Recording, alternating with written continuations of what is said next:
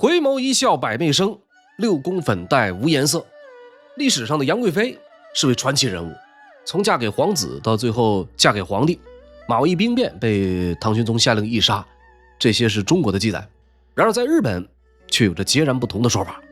有一种说法是说杨贵妃当时并没有死，死的是她的替身。兵变的主帅陈玄礼怜爱杨贵妃的貌美，不忍心杀害，于是和高力士密谋以侍女代替。真的杨贵妃被护送南逃，扬帆出海到了日本，在日本生活了许多年，而后病逝于京都。这种说法认为日本山口县的杨贵妃之乡建有杨贵妃墓，这就是证据。此外呢，在1963年，有一位日本女性向电视观众展示了一本家谱，声称自己是杨贵妃的后人。日本著名影星山口百惠也自称是杨贵妃的后裔，甚至还有学者专门研究讨论。欢迎您来到烽火赵东南的频道，以下内容重点参考官修正史，如果喜欢别忘了帮我点赞转发。马嵬驿兵变，杨贵妃之死，这是安史之乱的一桩大事件，其中一系列的事件大家耳熟能详。然而在变局之中，究竟谁是幕后推手，产生了哪些具体影响，这中间有哪些鲜为人知的细节，今天呢咱们就掰开了揉碎了和您仔细聊一聊这一段故事。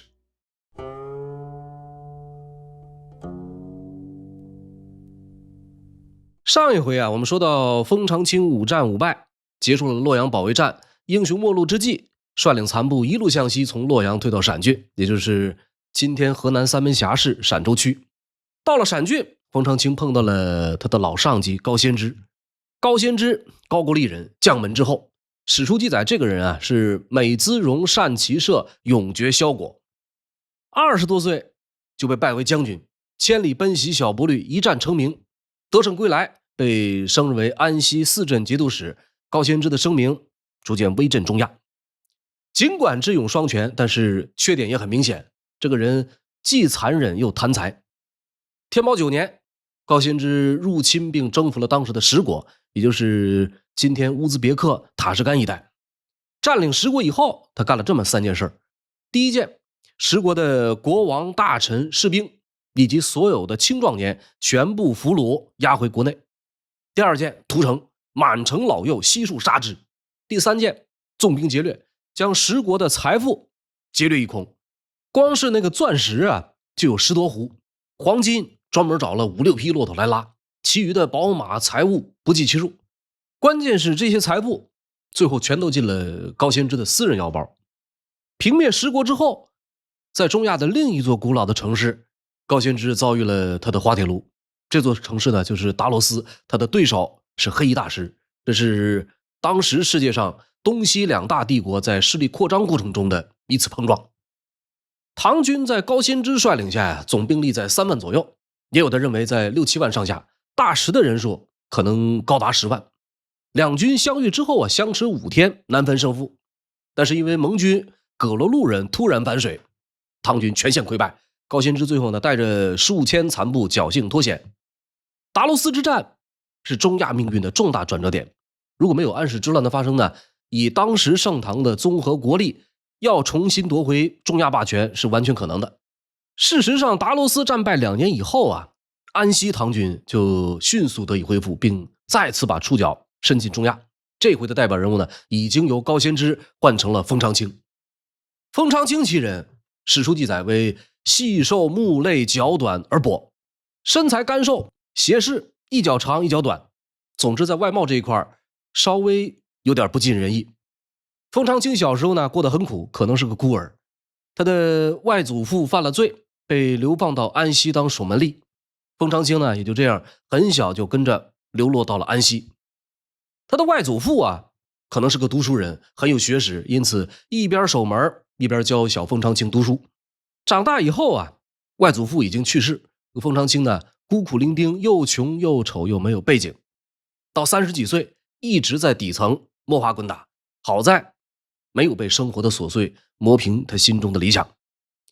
历史书上我们看王侯将相一抓一大把，可是往往是这种普通人的成功最能唤起我们的共鸣。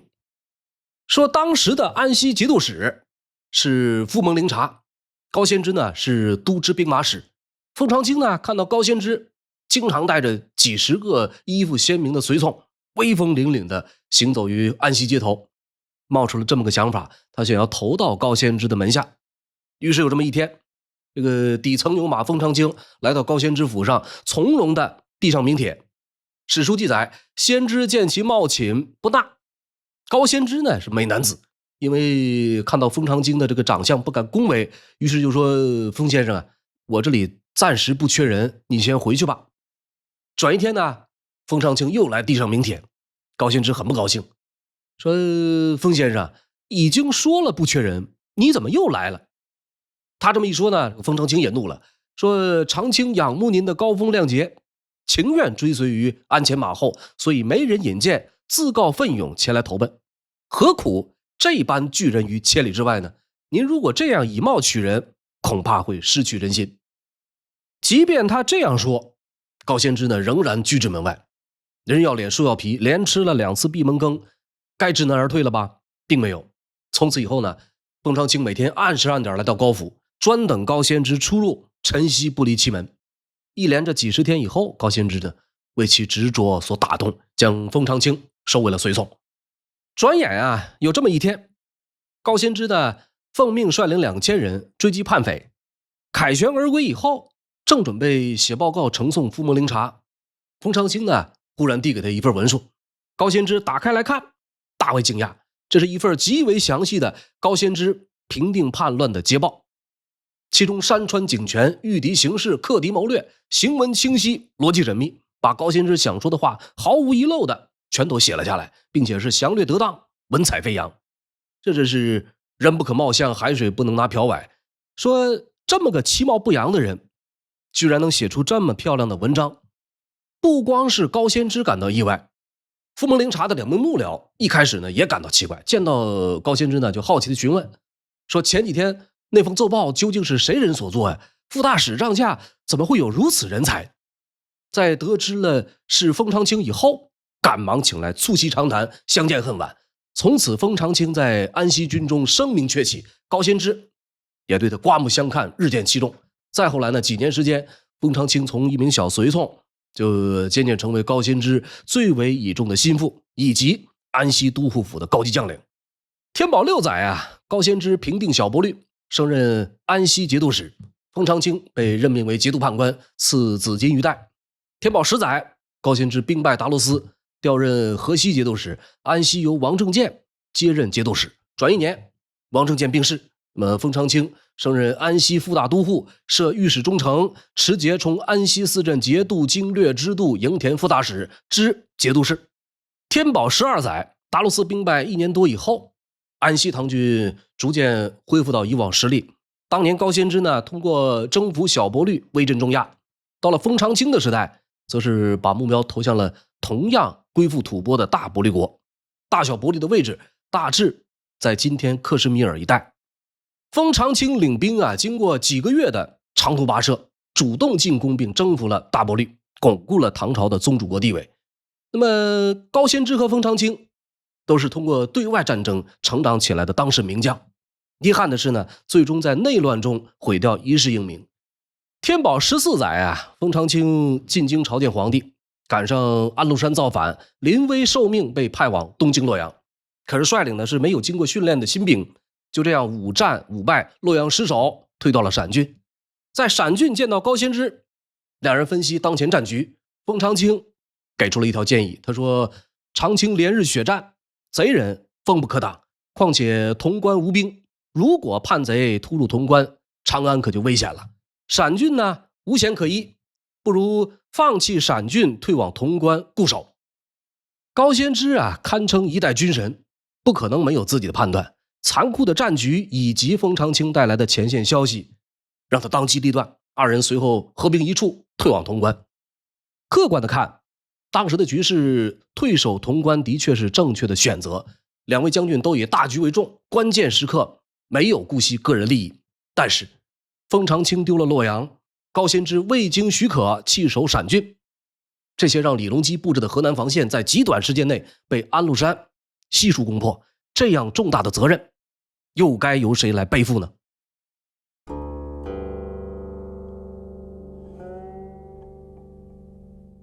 说高仙芝、封长清退守潼关，在撤退途中遭到安禄山叛军的追击，官军是惊慌失措，一触即溃，以至于粮草辎重丢弃无数，人马自相践踏，死伤无数。好不容易到了潼关，高仙芝呢立刻下令整顿败军，修缮城墙装备。等到安禄山的前锋大将崔贤佑来尝试攻打潼关的时候，发现守军已经严阵以待。崔贤佑呢没有选择强攻，而是引军退回陕郡，开始在一旁等待时机。安禄山在攻陷洛阳以后，因为着急称帝，也没有继续向西推进，和后来的洪秀全有几分相似。攻陷洛阳是安禄山兵锋最盛的时期，同时呢也是他停滞不前的开始。安禄山醉心于声色犬马，叛军四处烧杀抢掠，忙着把各种战利品运回范阳。流寇的本性暴露无遗，全无一统天下的气度和格局。潼关前线，两军相持了半年之久，给了李隆基和潼关唐军极其宝贵的喘息机会。遗憾的是呢，留给高仙芝和封长清喘息的时间已经不多了。封长清败走洛阳之后，先后3次派遣信使赶赴长安，但是李隆基盛怒之下对其信使一概不见。封长清无奈亲自前往长安，想要求一个戴罪立功的机会。刚走到渭南，就接到了李隆基的敕令，内容是削去官爵，命令他以白衣的身份回去潼关消命。此时的潼关有高仙芝驻守，封长清白衣相助，这是一对黄金组合。尽管兵员仍旧参差不齐，但是有一部分是西北边军精锐。潼关天险，可以抵挡叛军的骑兵。安禄山无意进取，封长清不待轻敌，如果就这样守住潼关，历史很可能被重写。但是监军边令城的出现改变了高封二人的命运，也影响了接下来的历史进程。这个边令城和高仙芝是老搭档，过去高仙芝远征小波律，边令城就是监军。当时得胜而还以后，高仙芝呢犯了一个原则性错误，绕过安西都护府，直接向朝廷报捷。这种情况让傅蒙灵察暴怒，当面大骂高仙芝，是边令城及时出手密报朝廷，让高仙芝转危为安。但是这二人这一次在潼关产生了激烈的矛盾。依照《资治通鉴》的记载，高仙芝之东征也，边令城数以是干之，先知多不从。意思是边令城在陕郡或者潼关多次对一些事情进行干预，这些事可能是公事，也可能是私事。高仙芝呢，多数没有满足或听从。这个边令城由此心生怨恨，随即来到长安面圣，打起了小报告。他说封长清夸大贼情，高仙芝呢弃守陕郡数百里，并且克扣军事粮饷。李隆基龙颜大怒，当即下令赐死高仙芝和封长清，命令边令城前去监斩。过去有句老话讲宁得罪君子，不得罪小人，大概就是这么个意思。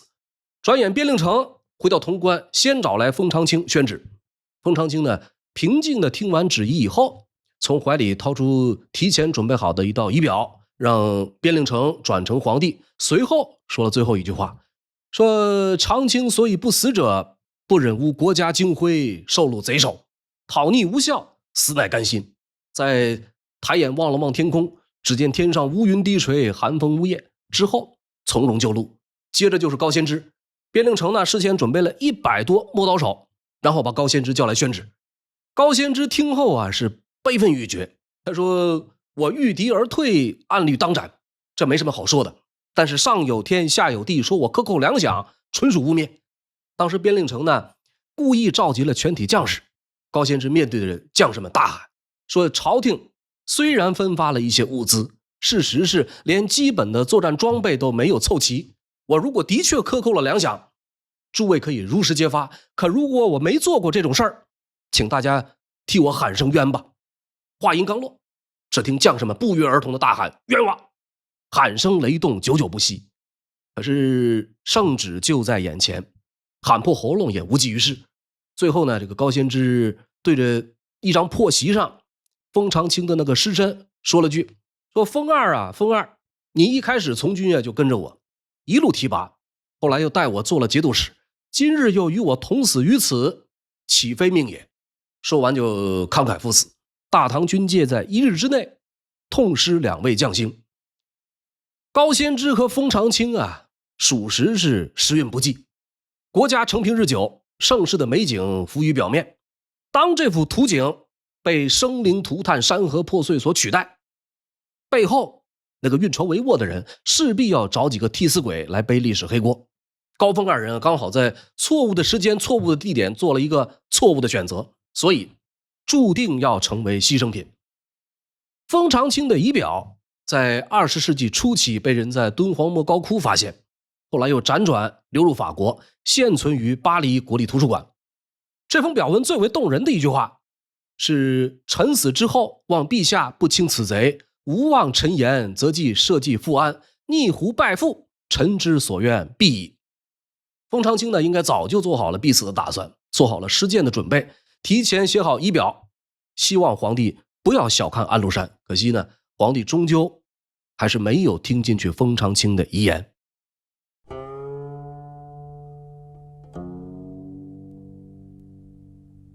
攻陷了唐玄宗啊，在河南的3道防线以后，安禄山放慢了进军的脚步。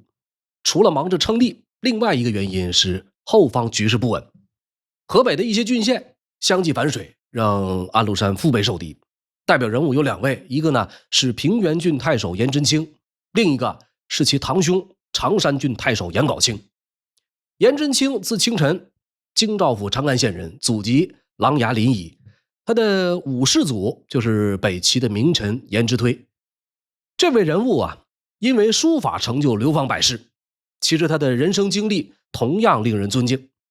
颜真卿在平原太守任上敏锐觉察到安禄山可能要造反，于是呢，暗中加高了城墙，疏通了护城河，招募壮丁，屯粮备战。表面上是一片风平浪静，今儿听听小曲儿，明儿喝喝小酒。安禄山接到密探的情报以后，认定颜真卿啊书生一个，不足为虑。安禄山起兵以后，河北各郡传檄而定，唯独平原郡的颜真卿坚决不降，还派人飞报长安，通报军情。本来李隆基呢还在纳闷，说河北24郡怎么连一个忠臣都没有吗？很快呢，颜真卿的信使赶到，李隆基喜出望外，对人说：“我还没有见过颜真卿呢，没想到他是如此忠义之士。”颜真卿在平原举起义旗，他的堂兄颜杲卿在常山很快响应。颜杲卿的第一个目标是从打山西通往河北的要冲土门关。这个土门关可以看作是井陉关的主体，这里历来是兵家必争之地，井陉关是太行8行之一。战国的时候，秦将王翦攻打赵国，秦末韩信进军赵地，五胡16国拓跋魏攻伐后燕，都是出兵井陉。那么这一次，安禄山派了2名部将领兵5000，专门镇守土门关。颜杲卿打着安禄山的幌子，趁其不备，拿下2名守将，杀了一个，俘虏一个，土门关一击得手。第2天呢，又抓住了安禄山的心腹何千年。这之后啊，颜杲卿传檄河北各郡，声称朝廷已经派了30万大军，不日就要出土门关。河北各郡过去投降安禄山有多快，这会儿反正就有多快。1日之内，有17个郡远近响应，共推颜真卿为盟主，同归朝廷，反抗安禄山。颜杲卿呢，又暗中派人到范阳，招降安禄山的范阳留守贾询。贾询接受了建议，但是走漏了消息，遭到反杀。颜杲卿、颜真卿兄弟的行动啊，极大的干扰了安禄山的进兵计划，很大程度上分散了叛军兵力。对于安禄山而言，常山和井陉是一定要夺回来的，不然将会腹背受敌，大本营范阳也难以保住。气急败坏之下，安禄山一下子派出2张王牌围攻常山郡，一个呢是驻留河北的史思明，一个是驻守河内的大将蔡希德。2万叛军啊，就这样围住常山，日夜轮番猛攻。常山危在旦夕，颜杲卿是一边率众登城拒战，一边派人突围出去往太原请救兵。太原尹王承业打算把颜杲卿的功劳据为己有，在兵精粮足的情况下始终按兵不动。唐朝天宝15载正月初8这一天，颜杲卿孤军奋战6个昼夜以后，粮食、饮水、箭矢全部消耗殆尽，最终城破被俘。史思明和蔡希德入城以后，开始屠杀常山军民，前后共杀了1万多人，随后把颜杲卿等人带回了洛阳。安禄山见到颜杲卿，狠狠数落，说你呀，原本是范阳一名小小的户曹，是我保举你当了判官，没几年又让你升任太守，我哪里对不起你，竟然这样忘恩负义，背叛我。那么颜杲卿呢，瞪圆双眼，破口大骂，说你安禄山本是瀛州一个放羊的奴才，天子一路提拔，让你当了3镇节度使，哪里对不住你，你要造他的反。我颜家呀，视为堂臣，怎么会因为你的保举就来跟着你造反呢？我为国讨贼，恨不得亲手杀了你。废话少说，赶快杀了我吧。那安禄山啊，被骂到七窍生烟，立刻命人将颜杲卿绑到桥上，用刀子慢慢割他的肉，并且分而食之。整个行刑过程，颜杲卿是骂不绝口，一直骂到气绝身亡。颜氏一门共计30多人在这一天死在了叛军的刀斧之下。安史之乱500多年以后啊，宋末3杰之一的文天祥将颜杲卿就义的场景写进了《正气歌》，为张睢羊齿，为颜长山舌。从此颜杲卿的舌头名垂青史。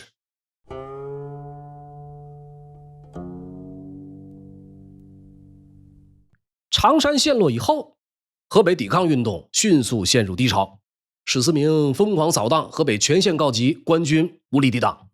危难之际，日后平定安史之乱的真正主角开始登场。宣宗皇帝命令郭子仪撤回到朔方，另选良将出警行平定河北。郭子仪向皇帝推荐了李光弼，朝廷任命李光弼为河东节度使。郭子仪呢，从朔方军中又分出1万兵马，交给李光弼统领。郭子仪和李光弼这2位人物啊，郭子仪名气要更大一些，号称是中兴第1名将。但是相对李光弼而言，郭子仪更擅长的是知人善任、调兵遣将这些战略决策层的事儿，而李光弼则是真正的战场天才，用兵常常是以少胜多。李光弼是契丹人，祖辈上是契丹酋长，祖籍是瀛州柳城，算起来和安禄山、史思明还是老乡。他的父亲叫李凯洛，官至朔方节度副使。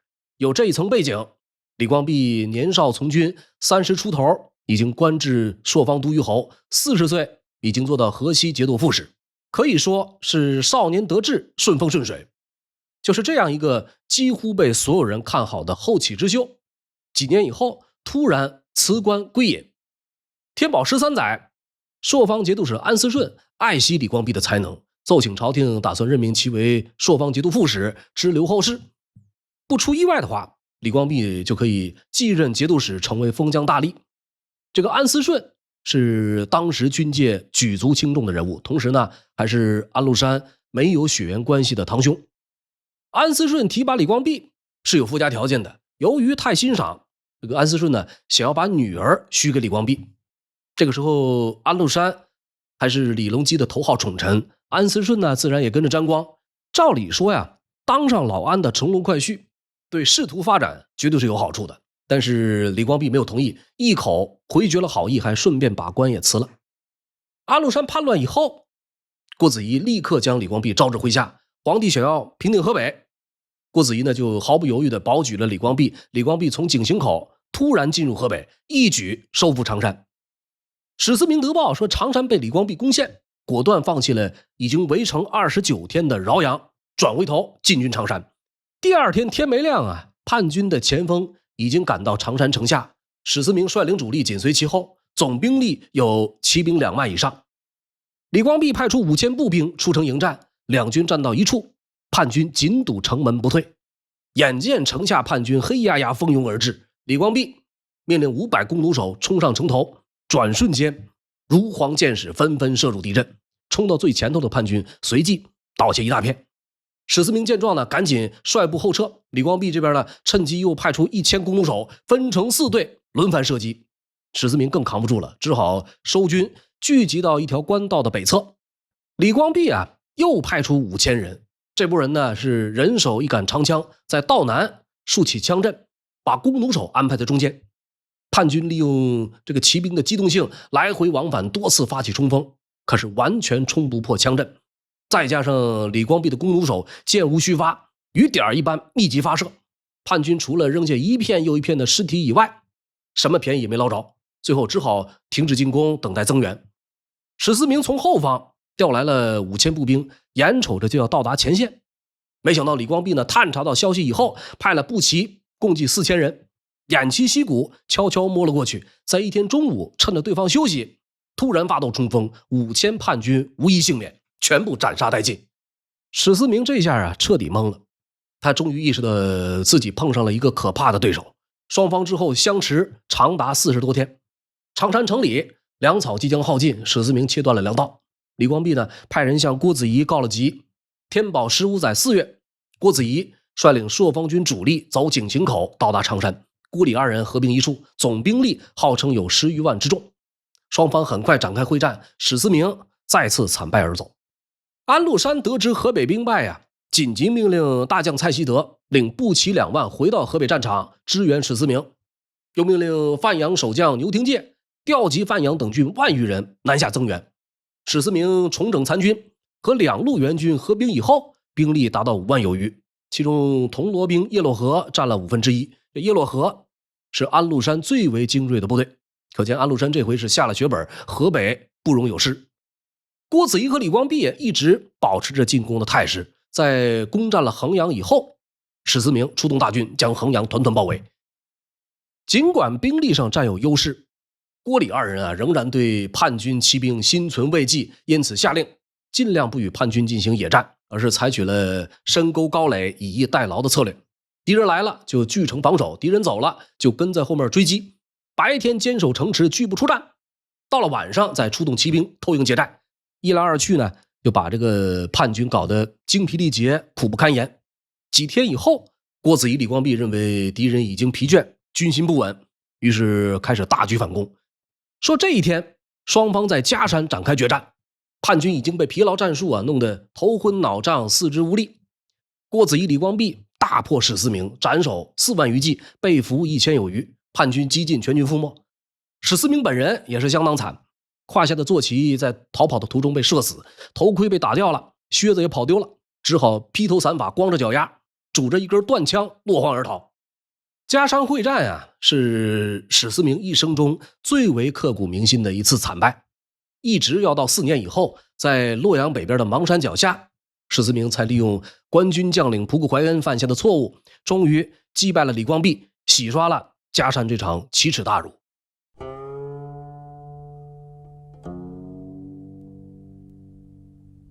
河北遭遇惨败，东南有一个张巡拦住去路，叛军四面受阻。安禄山大骂怂恿他起兵的2大谋主高尚和严庄，我说我不反，你们非让我反，还说什么万无一失。现在潼关已经几个月了，打不下来，回范阳的路也被切断了，你们说的万无一失都去哪儿了？我以后都不会再见你们了。高尚也不高尚了，严庄也不庄严了，俩人吓得好多天不敢露面，叛军上下人心惶惶，潼关成了决定安禄山和朝廷命运的焦点。潼关历来是关中防御的大门，西接华山，南靠秦岭，北临黄河，东边山峰连绵，崖绝谷深，只有一条小道可以通过，妥妥的一夫当关，万夫莫开。高仙芝和封长清被杀以后，李隆基让哥舒翰接手了潼关防务。哥舒翰是一名突厥将领，在当时的西北军界，他的威望甚至还要高出高仙芝和封长清。接手潼关以后，哥舒翰一门心思的修筑工事，严防死守，从不主动出战。安禄山派来大将崔乾佑，几次进攻全被哥舒翰一一击退。这种情况下，只要守住潼关，坚壁清野，河北的郭子仪和李光弼乘胜北上，直捣范阳，安禄山也就玩不转了。可惜在这么一个节骨眼，朝廷内部生出了一个致命的祸端，源头是宰相杨国忠和哥舒翰相互猜忌。这俩人原本还是盟友，从前一起合伙打击安禄山，到了这会儿呢，情况发生了逆转。前面提到的朔方节度使安思顺，就是安禄山名义上的堂兄。起初安思顺知道安禄山准备造反，于是大义灭亲，实名举报。后来安禄山呢，果然起兵叛乱，玄宗皇帝以安思顺曾经举报过安禄山，只是解除了他的兵权，让安思顺入朝为官。西北宿将哥舒翰平常和安思顺有矛盾，叫人伪造了一封安禄山写给安思顺的信，交给朝廷，列举安思顺的罪状，要求玄宗皇帝杀掉安思顺。朝廷这会儿呢，需要倚重哥舒翰镇守潼关，未经深入调查就杀掉了安思顺。杨国忠知道安思顺是被冤枉的，想要搭救，但是救不下来。由安思顺的结局再联想到自己，对哥舒翰的做派感到了恐惧。这个时候，天下都认为杨国忠骄纵，招致祸乱，人人对他恨之入骨。安禄山起兵，又以诛杀杨国忠为名，哥舒翰会不会趁此机会反戈一击，拿他杨国忠的人头去收买人心呢？杨国忠觉得可能性很大。实际情况啊，的确有人向哥舒翰提议，劝说他向皇帝请旨杀掉杨国忠，以谢天下。哥舒翰没有同意。这人呢又说带3000兵马去长安，把杨国忠抓到潼关来杀掉。哥舒翰表示，如果这样做了，那造反的就不是安禄山，而是我哥舒翰了，因此坚决反对。杨国忠那边呢，也有一班智囊团，有人告诫杨国忠说，现在朝廷重兵在哥舒翰之手，万一他掉过头来要求皇帝杀你，你可就哭都找不到地儿了。杨国忠很害怕，于是呢找到皇帝，以驻防为由调集兵马，屯守坝上，名义是防御贼人，实际上是防备哥舒翰。哥舒翰上表反击，请求将坝上的部队纳入潼关指挥系统，直接吞并了这支军队。两人的交恶迅速升级到无法收拾的地步。这时候啊，偶然的一次机会，玄宗皇帝收到一条情报，说和哥舒翰对垒的潘将崔乾佑兵马不过4000，而且全都是老弱病残。李隆基呢急于平定叛乱，拯救正在日渐流失的政治威望，因此要求哥舒翰出关决战。潼关的实际情况在这个时候什么样呢？总兵力对外号称有20万之众，但是兵员构成比较复杂，有从这个洛阳陕郡退下来的残兵，也有河西陇右的秦王部队，以及数量最多的以市井之徒为主体的新兵。这些新兵基本上一触即溃，勉强可以用来守关，但是如果让他们出关决战，可能叛军随便一个冲锋都挡不住。除此以外，哥舒翰本人已经身患中风，对于日常军务都无法胜任，把骑兵交给了王思礼，把步兵交给了李承光，但是这俩人互相争权夺利，导致军中号令不一，兵不斗志。总体而言，这是一支严重缺乏训练和整合的部队。没有人比哥舒翰更清楚这支军队的真实情况，所以面对皇帝出关决战的命令，哥舒翰赶紧上奏。他说，安禄山久经战阵，有备而来，陕郡看上去都是老弱，实际上呢是安禄山耍的阴谋手段，更何况贼人远来，力在速战，我们则是力在坚守，不能轻易出关。此时出关是正中了他们的圈套。郭子仪和李光弼看到了出关决战的巨大风险，也上奏陈述各种利害，但是哥舒翰、郭子仪、李光弼3个人劝谏，却拦不住李隆基和杨国忠。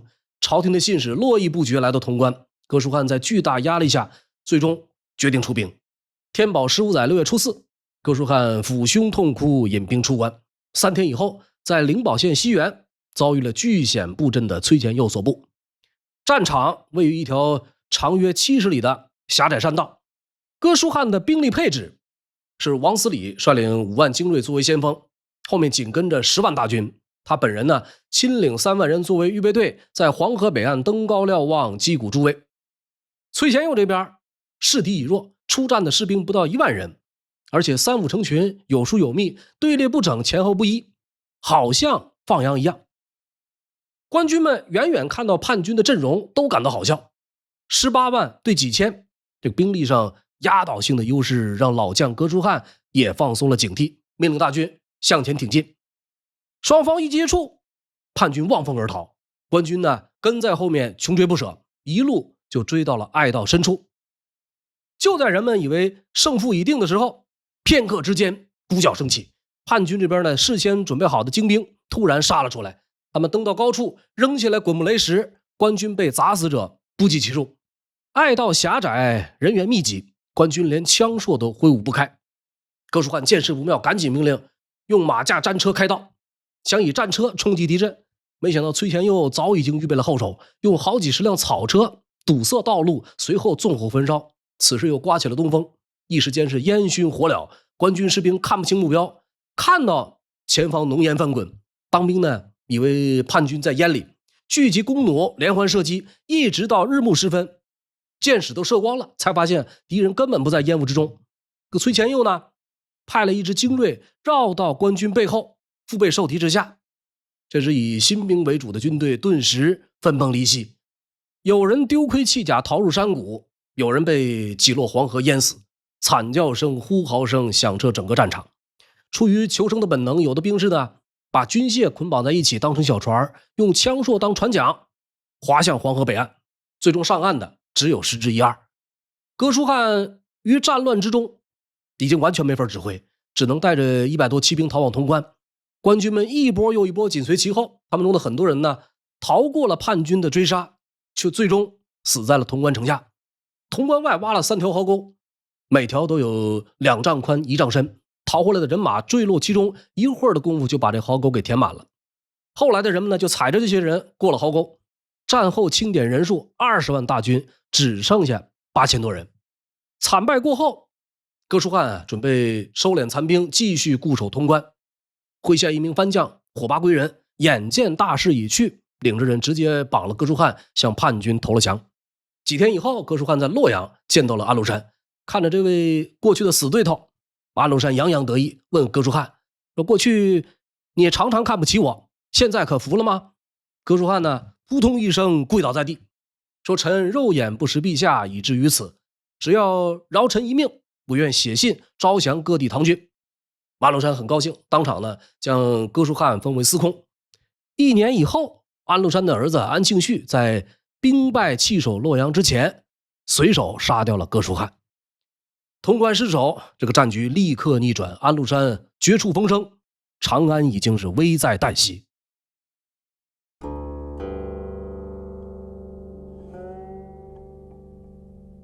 唐代有一种军事预警机制，每隔30里设置一处烽火台，如果没有敌情，每天日暮时分燃起烽火，否则就不点火。这就是所谓的平安火，和我们平常所熟知的刚好相反。其他朝代的烽火呢都是报警用的，而在唐代则用来报平安。李隆基密切关注着潼关的形势，这天哥舒翰派人来告急，当天晚上就没有看到平安火。李隆基意识到潼关很可能已经丢了，懊悔恐惧一阵阵袭来。6月初10这天，召集宰相举行紧急会议，潼关已经丢了，长安危在旦夕，大乱来临之际，何去何从，怎么办？杨国忠呢给出了一条对策，最好去四川避难。转一天朝堂上，皇帝向百官询问可有御敌之策，所有人都不敢吭声，只有监察御史高适提议说现在应该招募士兵死守长安，但是皇帝没有采纳。退朝以后，杨国忠呢甚至派他的姊妹韩国夫人和虢国夫人进宫劝说玄宗。这个时候长安已经是人心大乱，百姓们都是惊慌奔走。到了6月12再上朝的时候，文武百官参加早朝的已经是10去1、2。为了稳定人心，玄宗装模作样下诏宣布要御驾亲征。实际上这天夜里，他已经命令龙武大将军陈玄礼准备好兵马，给足赏赐，准备跑路。天宝15载6月13一早，玄宗皇帝带着杨贵妃3姐妹、皇子、皇孙、嫔妃以及亲近的宦官宫女，还有杨国忠、韦见素、魏方进、陈玄礼、高力士，悄悄出发离开了长安。那些没被通知的王公大臣全部弃之不顾。到了中午饭点的时间，他们已经走到咸阳东边的望贤宫，原指望能有人前来迎接皇帝，没想到当地的县官已经跑得一干二净。杨国忠只好自己出钱买了几个饼给皇帝充饥。当地一些好心的百姓献上了一些夹杂着豆子的粗饭，那些饿坏了的皇子皇孙们抢着用手捧着吃，须臾用尽，犹未能饱。到了夜里，一行人来到距离长安85里的金城县，这里的县令同样早已溜之大吉，跟随皇帝的人也出现大量逃亡。人们在驿站休息，由于没有灯，只能人挨着人密密麻麻躺下，不再区分什么老幼尊卑。6月14的中午，一行人抵达了马嵬驿，大致位置呢在今天陕西兴平西北。到了这里以后，连日奔逃，又饿又累，一种愤怒的情绪快速凝聚起来。禁军将士们群情激愤，纷纷表示再也不愿意走了。禁军将领陈玄礼和众将商议，把祸由全部推到杨国忠身上，提出一个诛杀杨国忠以谢天下的方案。顷刻之间得到军中上下的拥护。陈玄礼通过宦官李辅国把这条方案和太子李亨进行商议，太子既没有表示同意，也没有转告皇帝。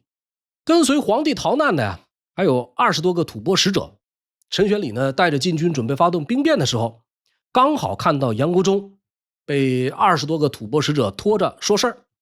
士兵中呢，立刻流出杨国忠勾结吐蕃谋反的传言。有人开始朝着杨国忠射箭，但是只射中了马鞍。杨国忠呢，慌忙奔跑，刚跑到马嵬驿西门，被追上来的军士杀死，并乱刀分尸。有人用枪挑着他的脑袋，走到驿门外示众。杨国忠的儿子户部侍郎杨轩以及杨贵妃的姐姐秦国夫人、韩国夫人也被一并杀死。御史大夫魏方进喊了一句说：“你们怎么敢杀宰相？”也立刻被人一刀结果了性命。左相韦建素也差点被杀，被乱兵打得头破血流，幸亏有人喊了一声说：“这是韦相公，不要伤他。”这才捡回了一条命。皇帝在驿站中听到了外边的吵闹声，拄着拐来到门外，请求军士们散去，但是没有人听。李隆基让高力士去找陈玄礼沟通，得到的答复呢是杨国忠谋反，贵妃娘娘不宜供奉，愿陛下割恩正法。李隆基沉吟再三，最后终于无奈表示同意，命令高力士把杨贵妃领到佛堂缢杀。陈玄礼验明贵妃尸身之后，领着众将免胄释甲，向皇帝叩首请罪。李隆基呢，慰劳众将，让他们晓谕军事，以安军心。这就是有名的马嵬驿之变。马嵬驿之变的主体参与者是禁军将士，直接策划和指挥者是禁军最高长官陈玄礼。兵变并非一次单纯的军事自发行动，这些在今天已经几乎成了定论。但是陈玄礼的背后还有没有其他同谋或者主谋，一直存在较大争议。有的认为高力士是主谋，有的认为太子李亨才是。从动机而言，李亨显然是十分乐于将杨国忠除之后快的。于国家而言呢，为国除奸，澄清天下；于私怨而言，杨国忠和李亨早就势同水火。李亨从当上太子开始在政治上已经被其父皇压制了10几年。马嵬驿发动兵变诛杀杨国忠，刚好为李亨的政治崛起，进而谋求最高权力扫清障碍。再说一下这个李亨的实力呢，在李隆基的推动下，李亨实际上已经处于政治崛起的上升期。从陈玄礼密奏准备兵变来看，李亨在兵变的时候很可能对禁军已经有所掌控，军队的话语权让他有了发动兵变的底气。从动机和实力两方面来看，李亨作为主谋的可能性要大于高力士。但是说李亨是主谋，还存在一个逻辑漏洞，就是前后看不出陈玄礼和李亨之间有什么特殊的私人关系。